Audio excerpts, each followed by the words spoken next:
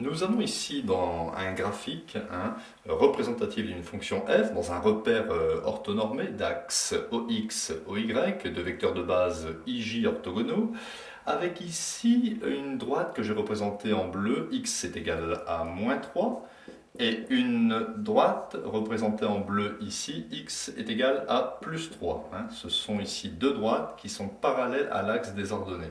Et il faut rechercher les équations des éventuelles asymptotes.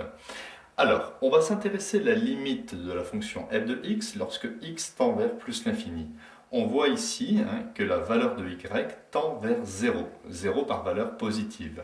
Donc la limite de f de x lorsque x tend vers plus l'infini est égale à 0.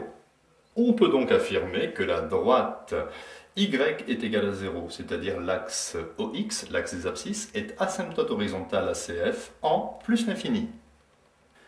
Étudions désormais la limite de la fonction f de x lorsque x tend vers moins l'infini. Lorsque x tend vers moins l'infini, la fonction tend vers 0.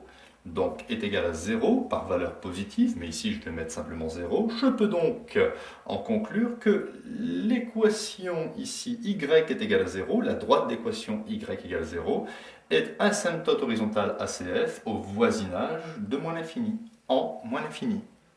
Par ailleurs, la limite de la fonction f de x. Lorsque x tend vers 3, avec x légèrement supérieur à 3. Si on s'intéresse aux valeurs de x ici, donc x tend vers 3, légèrement supérieur à 3. On voit qu'ici, l'image de ces points tendent vers plus l'infini. Plus l'infini. Maintenant, si je dois calculer la limite de la fonction f de x, ici, lorsque x tend vers 3 par valeur négative, c'est-à-dire légèrement plus petit que 3, si on peut se donner une idée, x, ça serait à peu près 2,99. Donc ici, l'image associée à x est égale à 2,99 est une image ici qui tend vers moins l'infini. Donc on peut ici en conclure, et puisqu'on a ici une droite donc, comme ça qui est parallèle à l'axe OY, on peut en conclure que la droite d'équation x est égale à plus 3 est asymptote verticale.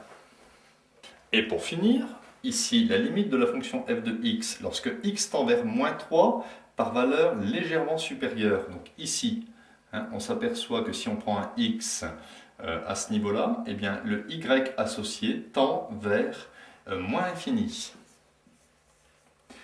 La limite de la fonction f de x lorsque x tend vers moins 3 par valeur légèrement inférieure, donc par exemple ici si je prends un x qui vaut à peu près moins 3,001, le y associé correspond à cette valeur-ci, donc une valeur qui ici tend vers plus l'infini.